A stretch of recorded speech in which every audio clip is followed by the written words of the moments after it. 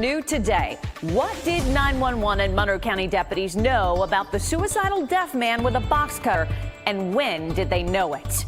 That man, Gregory Case, was shot and killed by the deputies who were sent to help him. We've watched this body cam video. We've heard the dispatch calls. Today, the city says at no time did Case's wife tell 911 he was deaf.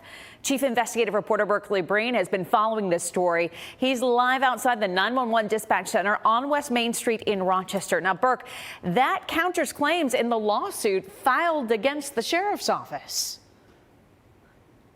That's right, Nikki. It's right here on page 5. The lawsuit claims that Mrs. Case expressly told 911 operators that her husband was deaf.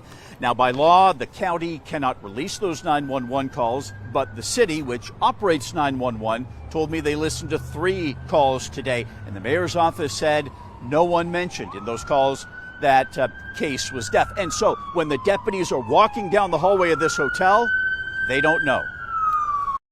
We're looking for Greg Case. 2 deputies walked to room 113 at the Super 8 Hotel in Henrietta. It was Sunday, August 9th. They knew it was a suicidal man with some kind of knife. We have a knife. He has a knife? Yeah. Gregory Case was deaf, but it appears no one knew it at the time. Yes. The body camera video shows that he answered some questions. Greg! Yeah. Where are you? Right here. But not the commands to drop his box cutter. Drop the knife.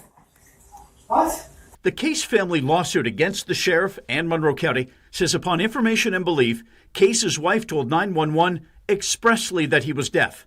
Profoundly deaf, the lawsuit says.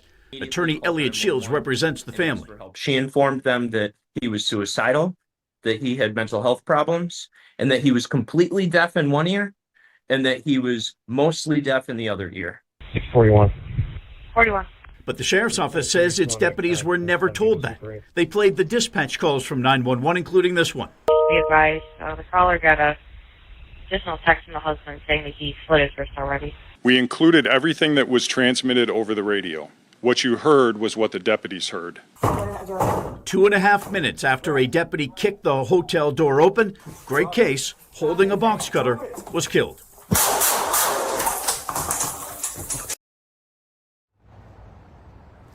Now, the city told me this about the 911 calls. Quote, "We have listened to these calls. At no point during the 3 911 calls does Mrs. Case tell the 911 operator that her husband is deaf." I asked the city if I could listen to those calls, and the city said the law does not allow that. Nikki, the city does extend its condolences to Mrs. Case and her family.